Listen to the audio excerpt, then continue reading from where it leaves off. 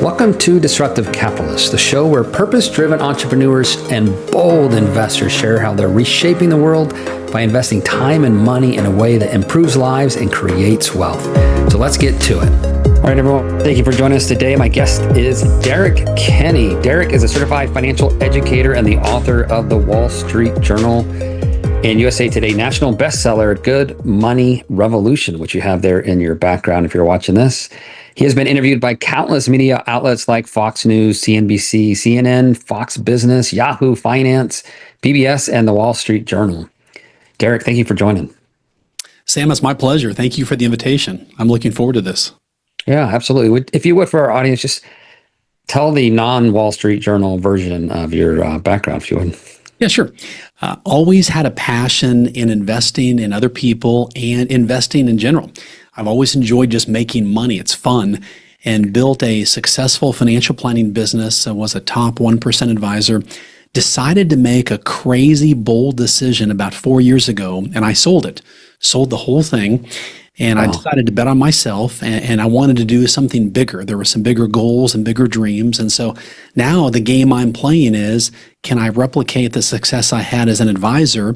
And now I'm teaching other advisors and other top professionals how they can use the framework that I used. And so it's a fun game, but I feel like I'm being true to myself, but it is a fun challenge as well. When you back yourself in the corner and you've got to make things happen, you've got to make things happen. Yeah, I love that. Yeah. And in fact, that's kind of a strategy sometimes. I know for myself is I'm going to put myself in a stressful position because I know that's when I'm going to outperform or. Yeah. Yeah. That is my story right there, Sam. And we could probably call that could be the title of the podcast right there. Back yourself in the corner and work your way out. And work your way out. That approach has been so effective. A buddy of mine one time said, Derrick, I like to bite off more than I can chew, and then I chew like heck. Now, I realize by saying that may sound so strange to so many people, but for people who are A personalities, they're driven, they're hungry, they know that they're better than what their current revenue numbers say, that drives me. You know, I love to buy investments, and I will buy them often with money that makes my cash flow tight, because now I've got to work my way into having more money. It's like putting yourself on the line all the time. So it's fun, but it's also stressful as well. Yeah, absolutely. I love that transition from you were making a lot of money, high performance, top 1% to I want to do something with a little bit more meaning in my life. I want to transition. Did you know what you wanted to transition to teaching? Or were you like, I need to walk away from this? How did that transition go? Yeah, so I'll tell you a quick story. So about 10 years ago, I realized I had a problem. I'm a big goal setter, but I realized if I'm not very clear on exactly what my goals are and what's the most important, I can run really fast, but I look up and I'm running in a circle and I'm nowhere, and that's frustrating. So I began to go on a yearly sabbatical. So this may sound kind of crazy, but I take about 5 days. I typically go somewhere by the water, and I basically ask 3 questions. How do I be a better husband? How do I be a better father? And how do I be a better business owner? And the whole point is just to be by myself and think and really clarify, because I realized there's 365 days in the year. I'd be pretty smart to take 5 of those days and figure out what I want to use the other days to work toward. And so it all made sense. So let me take you back now to July of 2019. I'm in the W Hotel in Boston. It's right there on the wharf. And the first morning, I felt like I should write down an answer to this question. What do you want to do next? And I call it Derrick 2.0. And I began to write out just crazy things like write a book about finance, write a book for teenagers, how to help them be more confident, launch a podcast, coach, speak, consult. How could I replicate my revenue model in my business I just sold and do that in a new business? So all these things I wrote down. But Sam, shockingly, what was not on the list was being a financial advisor. That's what I knew. And I'd been feeling it for a while, and it wasn't that I didn't enjoy it. I loved my clients, loved my team, but it's sort of that analogy where, you know, you've got your favorite athlete and they stick around a little bit too long and you say to yourself, they should have retired like 2 years ago at the peak. Yeah. I didn't want to become that athlete. I Yeah. realized if mentally that was in my headspace, I owed it to myself and my team and my clients and even my wife and family. I want to be the best version of myself at all times. I needed to sell. But I got to tell you, the hardest thing I've ever done is calling every one of my clients personally and telling them I was leaving. It was like pressing a button and you replay back all of life's experience that you've shared together. I laughed, I cried. One woman, though, summed it up the best. She said, Derrick, and she was very serious, Sam. She said, Derrick, if you're going to have a midlife crisis, just buy a Corvette. It's a whole lot cheaper for all of us.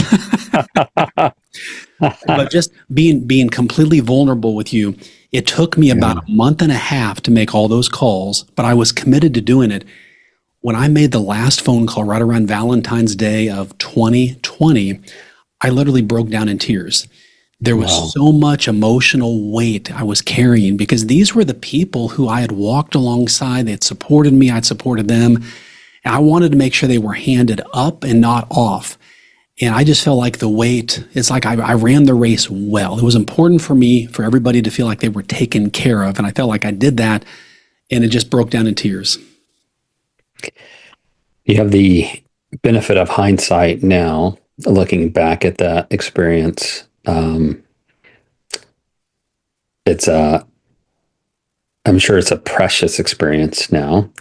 And where you've come since then, was it worth it? Was it worth the transition? It was. It was on a couple levels. It also allowed me to learn things about myself that I didn't know. And so it was worth it because it was what I knew I needed to do. If I was going to be true to myself, I would need to sell. There's a lot of advisors I meet, even other professionals that have done very, very well, that on the outside looking in, people would say he or she is very successful. And that was me. But I knew inside it wasn't where I wanted to be. And so I needed to make that clear cut. Some people will kind of drift. They'll just kind of live off of their renewals or live off of their income. And it looks like they're doing well, but they're just kind of coasting. I am not a coaster. I'm slam the gas pedal down all the way in the Ferrari, or I'm not going to hop in the thing at all. That's me. And so I need to be comfortable with myself. And I think a lot of your podcast audience are the same way. What I didn't know was really how hard it would be to build something out of nothing. I started this financial planning firm and we had a system and a structure. It was just a matter of excelling within the structure. The lesson I learned is that you don't necessarily automatically take one success from a company or an experience and you automatically will become successful in the next one. Now, mentally, you've got successful disciplines. You know how to handle adversity and you know how to persevere and face rejection and face hard times and be misunderstood. That happens a lot. But also you have to figure it out. And so when people would ask me now, hey, Derrick, what do you do for a living? I feel like I'm kind of making up this answer, half believing what I'm saying because I'm still figuring this out. And so one thing I would tell people is, if you bet on yourself and you take risk, most people don't, and so they simply won't understand you. You will often feel misunderstood. And I'll tell you a quick story. So we've got 4 kids, Sam, ages 26 to 20, and they all have become entrepreneurs. They all own a business. And we were at, I think it was like Shake Shack a couple years back, and just out of the blue, I asked them this question. I said, hey, do you guys ever feel misunderstood? You could have heard a pin drop. And my daughter says, yes, I feel misunderstood all the time. And we just let that kind of soak in a little bit. And I said, you know what? That's normal. Just so you know, feeling misunderstood means you're doing big things. And it's so big, most people can't comprehend that they would ever do that in their own life. That's why you feel misunderstood. It's not that they're hating on you or they're disagreeing. They just don't understand that someone could take the risk that you're doing. So just so you know, if you can get comfortable with, being misunderstood is on the pathway to success, then it makes it more palatable. Then you take it almost as a compliment, like, Great. I am being misunderstood. That means I'm figuring out a really good idea. So it's all how you position that. So right now I feel on a daily basis, at some point in my life, misunderstood. But I know clearly the path I'm on. It's just a matter of figuring out what's the best way to get there. I love that. So as an entrepreneur, I know for myself, I have been misunderstood quite a bit. Had this conversation yesterday with a potential investor, and they said, Sam, this is just too complicated for me. I like really simple things. And the answer is yes, but simple strategies do work. Complex stuff creates monopoly and monopoly power. And what we're doing is complex. We're trying to help people get out of poverty. That's a complex problem. It is. Yeah. And no simple solution will solve a complex problem. You need a complex solution to fix a complex problem. So, and it's only complex because it's not the way people typically think, right? Go to work, get paid, do your thing, come home, right? And now you're doing something that's radically different. You're taking massive risk from whether or not you're going to get paid next week or next month to how many clients you have or don't have, your marketing risk. Like everything you do as an entrepreneur is a risk, everything. Yeah. And your employees don't see that. They don't necessarily know the risk that you're taking, but you do. So you took a massive risk. You transitioned. Where are you going right now? Like, what are you working on?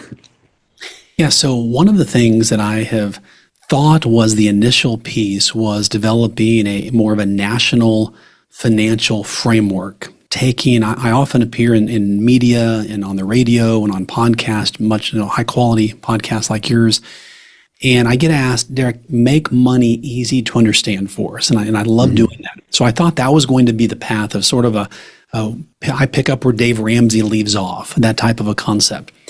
Then I began to get phone calls from professional firms, financial firms, real estate firms, sales firms saying, hey, Derrick, the framework that you use and how effectively you communicate with high net worth prospects and how easy you make it to grow people's businesses, can you speak to our team on that?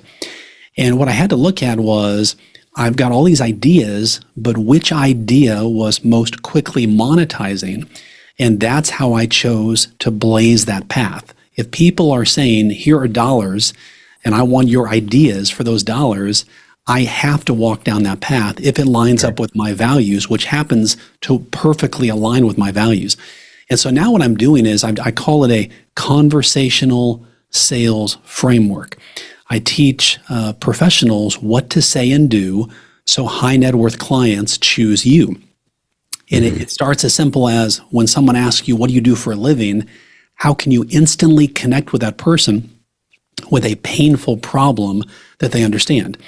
Or when you are in the visit with them and you're talking about their situation, stirring the problem and not solving the problem. All of these things where you develop yourself as the credible, trusted source to solve their problem, but also how to do that so they want to pay you to do it. I like to say no fee, no me. And I want to make sure that we help people grow their business. So that's what I love. And so this on stages, I was on 2 stages last week. I'll be on more this week and the next coming weeks. But this framework has been very, very powerful. So it's something everybody can use, whether you're the introvert or you're the most extroverted person on the team. Everybody can grow their business. I like to say I'm an introvert in an extroverted world. But I found a way to stop being overlooked by high net worth prospects. And so that system teaches that. So that system, how do people get access to that system? Yeah.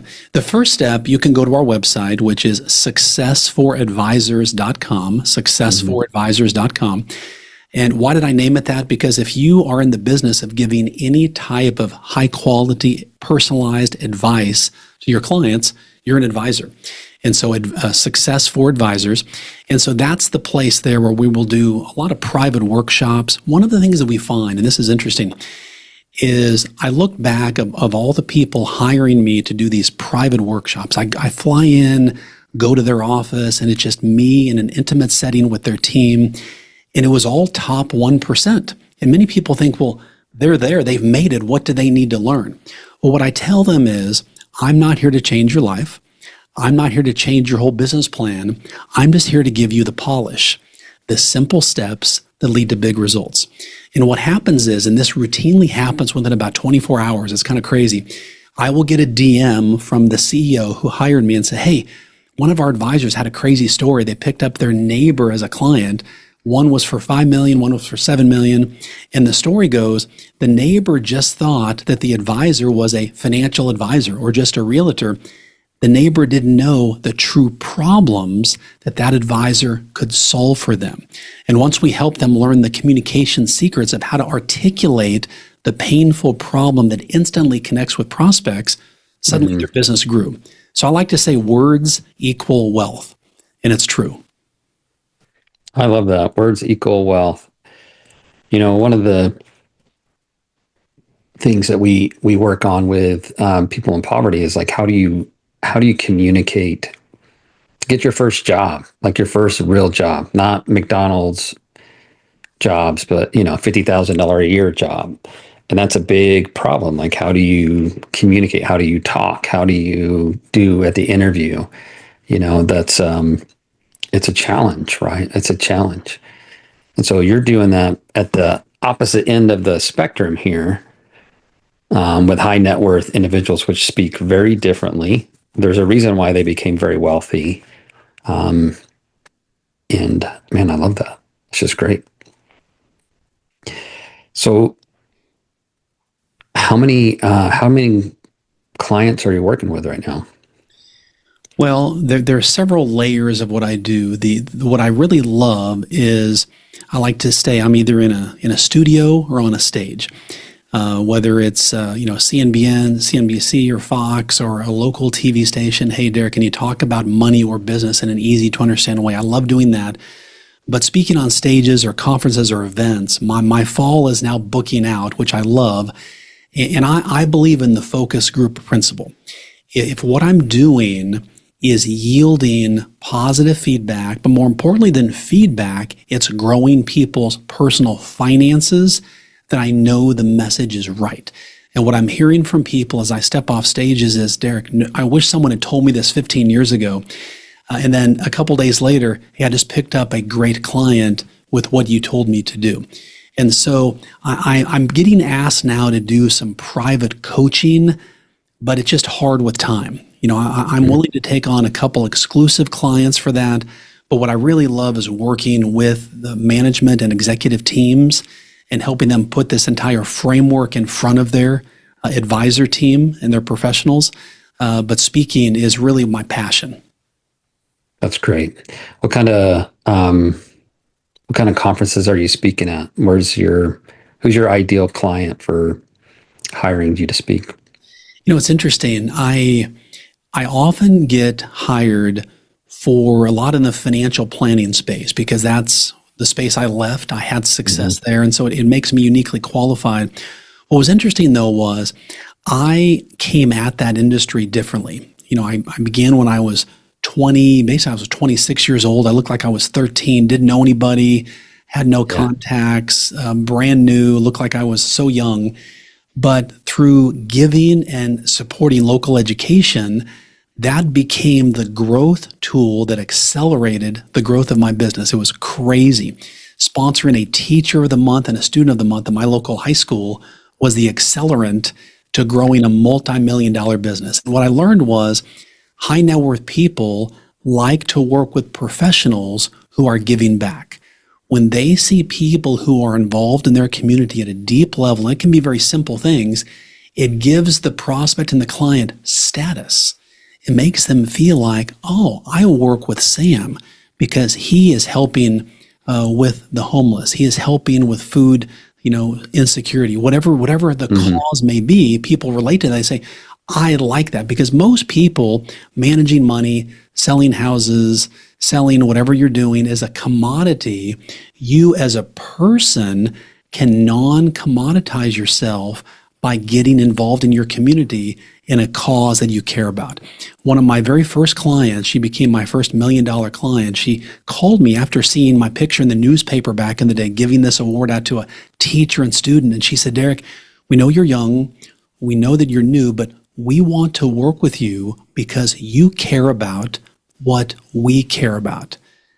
And that's when this weight was lifted off my shoulders. I didn't have to be the smartest, didn't have to be the best looking, didn't have to be the best well-connected. I just needed to care about what the people I wanted to work with also cared about. It completely shifted how I grew a successful business. Yeah, that's amazing, right? When you care about what other people care about, it's such a smooth path to relationship creation, right? So tell us about your book. Yeah, so the book, if you're watching, you can see here in the background, Good Money Revolution. The book came out on 2/22/22, and it actually had more success than I was anticipating. It was a USA Today bestseller. It was a Wall Street Journal bestseller. And why I think the book has done well, it's hitting a nerve. And the nerve is, and I began to hear this the latter years as I was a financial advisor, people would come in the office and say, Derrick, is making money bad?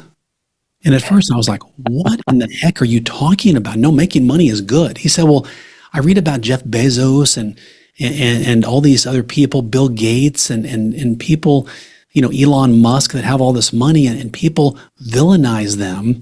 And I began to realize, wait a minute, the media and culture was making this impression that if you have a lot of money, like if you're uber super wealthy, then you're doing bad stuff.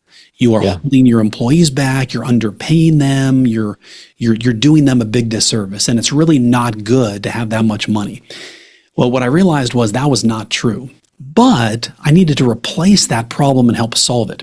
And what I realized was we needed to give people a cause. When you can connect a cause to your cash and meaning to your money and purpose to your profits, well, now it's cool. Now we say, go make more money, but use it to do more good with it. Then you're making more money, you're doing more good, and it's this cycle, this good money revolution that makes you want to make money. Now you feel good about not just stuffing your bank account for no good reason. It's a big, I see this all the time, and we have this conversation a lot about, I'm an impact investor. Like, we make money doing good things with, purpose and profits together. And then, people just villainize like crazy Elon and Jeff and other things. And I've seen the other side. I met a lot of these billionaires, and a lot of them are incredibly passionate about helping the poor, doing things, making a difference, helping people make money. They're not at all what the media likes to say or what we've kind of been doing to each other, but very, very interesting. I love that. I love that thesis. I love that approach. How's that been received so far? It's been received amazingly well. It's so funny because what it's given people is a permission slip to go make a lot of money. When I built my practice, I was working with primarily achievement-oriented people, helping them go from middle class to millionaire. And I wanted to make sure that mentally they were in the right space. In other words, typically, if you're poor, it's hard to help the poor. And so we want to help people, give them the tools to become wealthy so they now have the tools to help those that aren't. And that makes sense. And it gives people the sense of fulfillment so that when their head hits the pillow at night, they know they've lived a day of purpose and meaning. And that's what it's all about.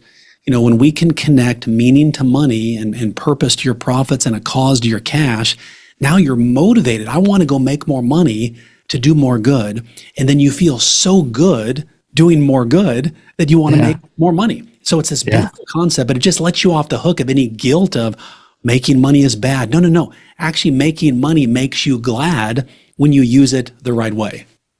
I love that. Derrick, thank you so much for sharing.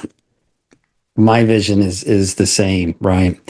let's do good with our money. Let's work and create a way to live a life of meaning and be wealthy at the same time. You can do both. You absolutely can do both. You can also focus only on the money, and that life is an empty life of things and stuff, and relationships don't matter. But our lives are so much more fulfilled, so much happier when we're creating goodness in the world. We're out of time. If you would, just for those who have been inspired by you so far, I know I have been, how do people reach you? Yeah, the best way is to go to our website, which is successforadvisors.com. Also, we have a strong LinkedIn presence at Derrick Kinney, and we post practical business growth steps and tips every day. Also, Instagram at Derrick Kinney is a great way to follow us as well. Awesome. We'll make sure those are in the show notes. Derrick, thank you so much for being on the call. We'll make sure there's a link to your book as well. And man, I hope you have as much success as humanly possible. Thanks, Sam. It was really fun to be with you, and I thoroughly enjoyed this conversation. Thank you, Derrick. If this episode shifted your thinking, then share it with someone bold. And remember, capital is a tool. Use it to build a world you are proud to live in.